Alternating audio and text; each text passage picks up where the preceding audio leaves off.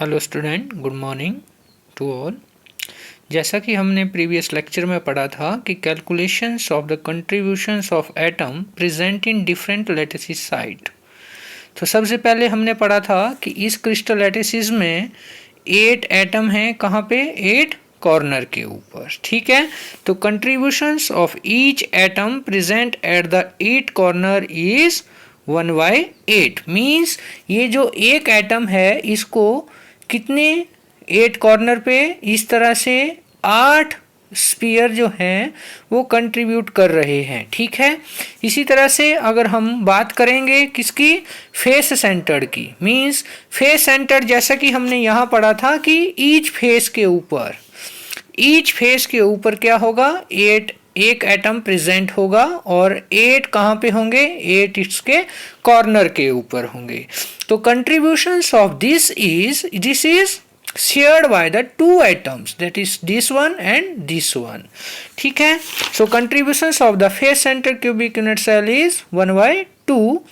Similarly in the body center, this is unit cell is shared by one unit cell and the edge centered is 1/4. Similarly, तो हम आज पढ़ेंगे number of the atoms in unit cell of simple और primitive unit cell. ठीक है, तो simple cubic unit cell has only 8 atom. कहाँ पे होते हैं? 8 कॉर्नर्स के ऊपर। Therefore contribution by 8 is 1/8। So number of atom present in the unit cell is 1/8 into 8 is equal to 1। So कितनी कंट्रीब्यूशन है? एक एटम की जो कॉर्नर पे प्रेजेंट है उसकी कितनी है? 1। Similarly, number of atom in the unit cell of the body centered cubic, that is the BCC, means body centered cubic. The lattice has 8 atom on 8 corner and 1 atom कहाँ पे? Within the body. Therefore, contributions by the 8 atom present at the corner is 1/8 into 8 is equal to 1. Contributions by the atom present within the body is 1. Therefore, total number of atom present in the unit cell is 1 plus 1 is equal to 2.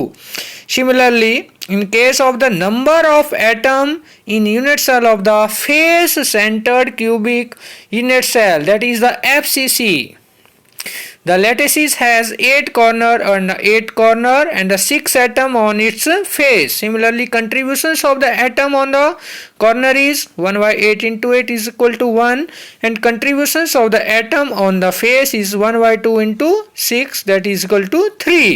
Therefore, total number of the atom present in the unit cell is 1 plus 3 is equal to 4. Similarly, contributions of the each atom at the edge center is 1/4. Or similarly, we can say that Z is equal to NC divided by 8 plus NF divided by 2, NE divided by 4 and plus NI divided by 1. Here NC, C में क्या है बेटे? C represent the face centered, corner centered, F centered by F centered and E edge centered, and I is inside the body. Similarly, here I have an example that the A compound by the element A and V cubic structure in which A atom are at the one corner of the cube and V are at the face center derive the formula of the compound. So we can say that A atom present in the 8 corner. Okay, so contribution is 1/8 into 8 is equal to 1, and V atom are present at the face center of the cube. Therefore, the atom of the B in the unit cell is 1/2 into 6, that is equal to 3. Means ये हमारे पास face centered हैं, atom है, और ये क्या है? Corner पे atom है। इनका कंट्रीब्यूशन कितना है? 1/8 into 8 is equal to 1. और जो ये फेस के ऊपर प्रेजेंट है, इसका मतलब एक एटम जो है वो 2 शेयरिंग कर रहा है एटम्स। ठीक है, इधर भी एक क्रिस्टल और होगा, वो इसको शेयर करेगा, that is equal to 3. Therefore the ratio of the atom A/B is equal to 1/3 and the formula is AB3। अब नेक्स्ट बात आती है बेटे हमारी कि हम किस तरह से इन क्रिस्टल की पैकिंग करते हैं। तो सबसे पहले हमारे पास कितने डायमेंशन हैं? 3 डायमेंशन है, 1 डायमेंशन, 2 डायमेंशन एंड 3 डायमेंशन। तो सबसे पहले हम क्या पढ़ेंगे? Close packing in crystal.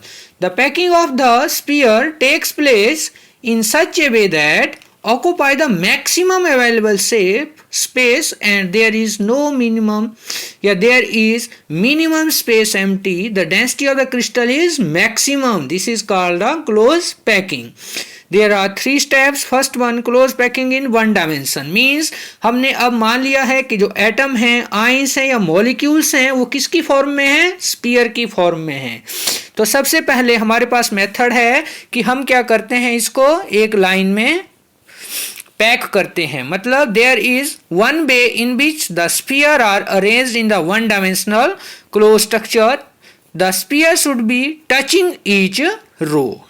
Similarly, close packing in 2 dimension. So 2 dimension close packed structure are generated by the stacking or placing the rows of the close packed sphere. There are two types. First one is, देखो बेटे अगर हमारे पास 2 रोज हैं, sphere हैं, तो हमने इसको 2 तरह से अरेंज करना है। मींस एक के ऊपर एक, फिर दूसरी, फिर तीसरी। सिमिलरली यहाँ पे जो ये हमारा गिवन स्फीयर है, इसको कितने अदर स्फीयर टच कर रहे हैं? तो 1 2 3 4। This is the sphere close packing structures. It means that the sphere are only A types, means A के सेम साइज। ठीक है। अब हमारे पास दूसरा मेथड है कि हमने एक स्फीयर A लिया है, दूसरे का स्फीयर क्या लिया है? B। तो हमने इनको स्टेकिंग किया हुआ है। जिस तरह इसमें देखो, इस given atom of the sphere, इसमें कितने नंबर ऑफ स्फीयर अटैक कर रहे हैं? 1 2 3 4 5 6 means hexagonal close packing in 2 dimensional. Similarly, close packing in the 3 dimensions. Here have given sphere, this one, all the sphere are touching with each other and this is a simple cube. This is simple cubic lattice formed by the AA arrangement. And similarly 3D close packing form 2 hexagonal close packed layers. These are the 3-dimensional close packing from 2 hexagonal close packed structure. In 2-dimensional packing is more efficient. Packing is given in hexagonals. Hexagonal पढ़ा ना हमने, उसमें in hexagonal close packed pattern, in this the base layer of the sphere is marked as A. जिस base layer को हमने किससे mark कर दिया है? A. And the void between the sphere are marked as A and B. ये जो बेटे इन दोनों स्फीयर के बीच में स्पेस है, इसको हमने A और सेकंड वन जो इसके साथ टच कर रहा है, ये जो एम्प्टी स्पेस है, इसको कौन सा वाइड्स बोलते हैं? इसको हम वाइड्स बोलते हैं। इसको हमने किया है रिप्रेजेंट B से। When the second layer is placed the sphere verticals, mean second layer हमने कैसे रखी है इसके ऊपर? Vertical. The first layer its void becomes above the voids of the first layer. Similarly, when the second layer is placed in such a way that sphere of the void is A of the first layer V voids will left unoccupied the arrangement, no sphere can be placed. Similarly हमने इधर देखो, अब हमारे पास sphere की कितनी लाइनें हैं? ए, ठीक है। सेकंड वन ए। अब हमने दूसरी जो है वो इसके ऊपर रख दी है, एक स्फीयर के ऊपर एक स्फीयर। तो इसका देखो ये जो वाइड्स है, एक का वाइड्स ए, दूसरे का बी, तीसरे का सी। तो हमने जो 2 टाइप्स ऑफ द वाइड्स बने हमारे पास, किसमें? सेकेंड लेयर में। The voids of marker as the C and the void is D. The voids of the C are ordinary voids which lies above the sphere of the first layer. देखो ये जो first layer है, इसके ऊपर जो हमने second atoms या sphere रखा हुआ है, तो इसके नीचे कौन सा voids आ रहा है? A voids. Similarly, the voids D lies on the voids of the first layer. The A and B voids of the first layer are triangular and the C voids of the second layer are trigonal. The D voids of the second layer are combination of the two trigonal voids with the vertex of the one triangle upward, the vertex of the other triangle downwards. तो simply जो इनके बीच में बेटे हमारे पास voids बन रहे हैं वो भी कितनी तरह के हैं? 2 तरह के, ठीक है। उनका क्या क्या नाम है? फर्स्ट वन है हमारे पास टेट्राहेड्रल्स voids, मीन्स इस स्फीयर के बीच में जो एम्प्टी स्पेस है, मीन्स इसको कितने स्फीयर टच कर रहे हैं? 4। तो इसका the simple trigonal void C lies in the crystal surrounded by the 4 sphere is called tetrahedral voids. ये है हमारे पास 1, 2, 3 और ये 4। इनके बीच में जो empty space है बेटे, इसको हमने कौन सा voids बोला? Tetrahedral voids. And similarly in this it has 8 sphere touches. 1, 2, 3, 4, 5, 6, 7 और 8। इसके बीच में ये जो एम्प्टी स्पेस है इसको हमने कहा ऑक्टाहेड्रल voids, ठीक है। तो there are 2 ways to build up the third layer, that is अब हमने यहाँ पे 2 लेयर्स की हैं, इसके बाद हमने इसके ऊपर एक और थर्ड लेयर रखनी है। तो when the third layer is placed over the second layer in this base, sphere covers the tetrahedral C voids in the third packing where the sphere in every third alternate or vertical aligned, and this arrangement is AB patterns, and this is known as hexagonal close packing, means HCP arrangement. किसमें होता है ये maximum? Molybdenums, magnesium, beryllium crystallize in HCP, hexagonal close packing. Similarly, when the third rows are arranged in vertical, the arrangement is called ABC, and the packing is cubic close packing or simple FCC. For example, iron, nickel, copper, silver, gold and aluminium crystallize in CCP structures. The maximum occupied space is 74 and the empty space is how many? 100 minus 74 is 26. In both HCP and CCP the coordination number is 12, but in case of the BCC arrangement the coordination number is 6 and the space occupied is 64%. Next one हमारे पास है बेटे coordination number. Coordination number क्या होता है? अगर हमने coordination number is the number of the closest और nearest neighbours of any constituent particle in the crystal lattices. मान लो हमारे पास ये क्या है? एक स्फीयर की जिसको हमने 1 डायमेंशन में अरेंज किया है। अब हमने इस एटम का क्या निकालना है? Coordination number. तो इसके नेबर्स कितने जो इसको टच कर रहे हैं? 1 and 2, तो इट्स कोऑर्डिनेशन नंबर इज 2, ठीक है। So this is the coordination number. और नेक्स्ट वन है हमारे पास पैकिंग एफिशिएंसी और पैकिंग फ्रैक्शंस। पैकिंग एफिशिएंसी और पैकिंग फ्रैक्शंस मींस हम उस क्रिस्टल्स की किस तरह से पैकिंग करते हैं कि उसके पास मैक्सिमम स्पेस क्या हो जाए? अवेलेबल, मींस एम्प्टी स्पेस सबसे कम रहे। तो क्या होता है ये? The percentage of the total space filled by the particles is called packing efficiency, or the fraction of the total space filled is called packing fractions. Means the percentage of the total space filled by the particles की कितनी percentage है उन particles की उसको fill up करने के लिए, उसको हमने क्या कहा? पैकिंग एफिशिएंसी और पैकिंग फ्रैक्शंस। तो सबसे पहले क्या करेंगे हम, the calculation for the different types of the structure. First one है हमारे पास in a simple cubic unit cell. ये क्या है हमारे पास बेटे, simple cubics means 8 atoms are present at 8 corners. Suppose this as length of this cube is a. Let us suppose that as length of this cube is a.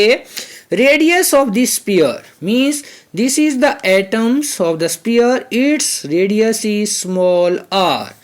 इसका radius कितना मान लिया हमने, प्रत्येक एटम का r, इसका भी r, इसका भी r, इसका भी r और इसका भी r। ठीक है, as sphere are touching each other, therefore a is equal to 2r means these are touching with each other means this is r and this is r, total कितना हो गया 2r। so number of the sphere per unit cell is 1/8 into 8 is equal to 1 and the volume of the sphere is 4/3 pi r cube, but volume of the cube is a cube because its as length is a. So this is 2r whole cube that is equal to 8r cube means packing efficiency क्या है हमारे पास, volume of the sphere okay divided by volume of the cube, that is 4/3 pi r cube divided by 8r cube which is equal to 0.524 and the percentage is 52.4%. Similarly in face centered cubic structure we are taking a right angle triangle that is the ABC. In this is the face centered, as the sphere on the face center is touching on the sphere, that is this means that AC that is r plus r plus r plus r which is equal to 4r, but from the right angle triangle ABC AC according to Pythagoras प्रमेय this is AC, this is AB and this is BC. तो AC का square is equal to AC का square is equal to AB का square plus BC का square. Similarly AC का is equal to AB plus AB का square plus BC का whole square. This is under root, this is under root A square plus A square, this is under root 2A, that is equal to under root 2A is equal to 4R, then A is equal to 4, A is equal to 4 by under root 2R. Similarly, volume of the unit cell is A cube. This is 4 by under root 2 into R का whole cube because A is the as length of the cube. And the number of the sphere in unit cell is 1 by 8 into 8 plus 6 into 1 by 2, that is equal to 4. So volume of the 4 sphere because total number of atom is 4. So 4 into 4 by 3 pi r cube, that is equal to 16 by 3 pi r cube, and the packing efficiency is total calculated as 74%.